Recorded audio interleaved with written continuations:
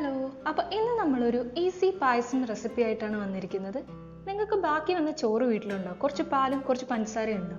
എന്നാൽ നമുക്കൊരു പായസം ഉണ്ടാക്കാം. അപ്പോൾ അതിൻ്റെ ഇൻഗ്രീഡിയൻസ് ഇതൊക്കെയാണ്. പഞ്ചസാര 2 കപ്പ് ചോറ് ഞാൻ എടുത്തിട്ടുണ്ട്, നെയ്യ്, പാല്. അപ്പോൾ ഇത്ര ഇൻഗ്രീഡിയൻസ് കൊണ്ട് നമുക്ക് എങ്ങനെ പായസം ഉണ്ടാക്കുമെന്ന് നോക്കാം. ആദ്യം നമ്മൾ അതിന് വേണ്ടിയിട്ട് ഒരു പാത്രം എടുത്തിട്ട് അടുപ്പത്ത് വെച്ച് തീ കത്തിച്ചു. ചൂടായി കഴിഞ്ഞപ്പോൾ അതിലേക്ക് നമ്മൾ പാൽ ഒഴിച്ചു കൊടുക്കുക.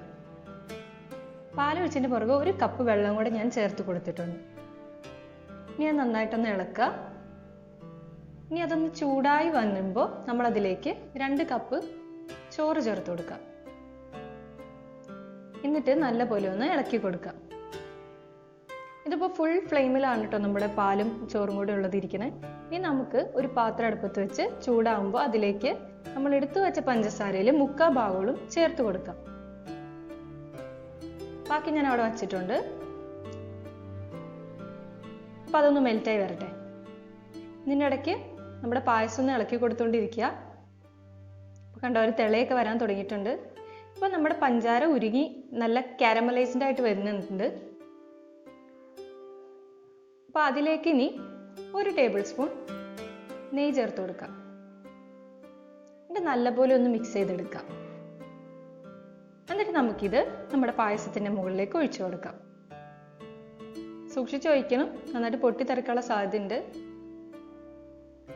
അപ്പം മൊത്തം ഒഴിച്ച് കഴിയുമ്പോൾ അത് മുകളിലായിട്ട് കട്ടി പിടിച്ച് കിടക്കുന്ന പോലെ തോന്നും. പക്ഷെ നന്നായിട്ടൊന്ന് തിളച്ച് വരുമ്പോഴത്തേന് അത് ഉരുകി ആ പായസത്തിലേക്ക് തന്നെ ചേർന്നോളും. അപ്പം നന്നായിട്ടൊന്ന് ഇടയ്ക്ക് കൊടുക്കുക. ഇങ്ങനെ കാരമലൈസ് ചെയ്ത് ഷുഗർ ചേർക്കുമ്പോൾ നമുക്ക് പായസത്തിന് ഒരു ചോക്ലേറ്റ് കളറൊക്കെ കിട്ടും.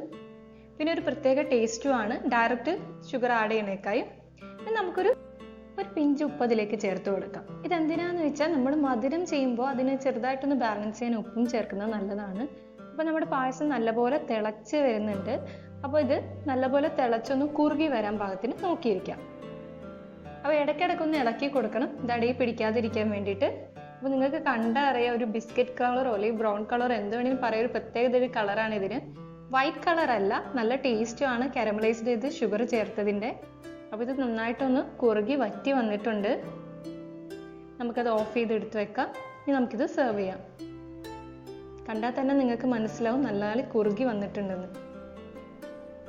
അപ്പോൾ ഇതാണ് നമ്മുടെ പായസം. നല്ല ടേസ്റ്റ് ആയിട്ടുള്ള പായസമാണ്.